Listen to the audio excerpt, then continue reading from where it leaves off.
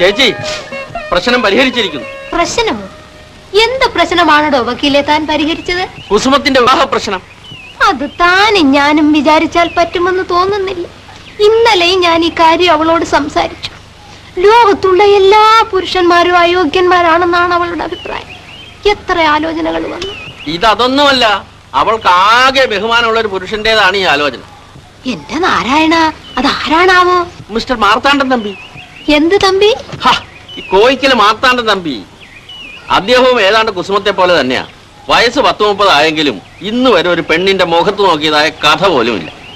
ഓഹോ, അപ്പൊ പിന്നെ എവിടെയാണാവോ ഈ കൈമള് നോക്കുക? കൈമളോ?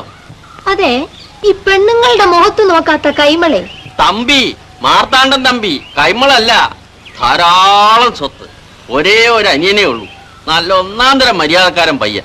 ബോംബെയിൽ ഏതാണ്ട് വലിയ ഉദ്യോഗത്തിലാ. ജ്യേഷ്ഠൻ ഇരിക്കുമ്പോ അനുജന് കല്യാണാലോചനയോ? നാരായണ നാരായണ. അല്ല, ജ്യേഷ്ഠന് തന്നെയാ. ഞാൻ വിവരം പറഞ്ഞേ ഉള്ളൂ. എന്തു വിവരം? അല്ല, അയാളുടെ കുടുംബത്തെ പറ്റി. ആരുടെ കുടുംബം? ചേച്ചി ഒന്ന് ശ്രദ്ധിച്ചു കേൾക്കൂ. ആ, കേൾക്കാം കേൾക്കാം. പിന്നെ നമ്മൾ എന്താ ഇപ്പൊ സംസാരിച്ചു കൊണ്ട് വന്നത്? കുസുമത്തിന്റെ കല്യാണക്കാര്യം. ആ, ഓർമ്മ വന്നു. ഇനി കൈമളയെങ്കിലും അവൾക്ക് ഇഷ്ടമാകുമോ കുറുപ്പേ? കൈമളല്ല, തമ്പി, മാർത്താണ്ഡൻ തമ്പി. എല്ലാം ഈശ്വരൻ നിശ്ചയം. വന്ന കാലിൽ നിൽക്കാതെ കേറി ഇരിക്കെ. ചേച്ചി കുസുമത്തിനെ നിങ്ങൾ വിളിച്ചാട്ടെ. കാര്യങ്ങളെല്ലാം ഞാൻ പറഞ്ഞു മനസ്സിലായിക്കൊള്ളാം.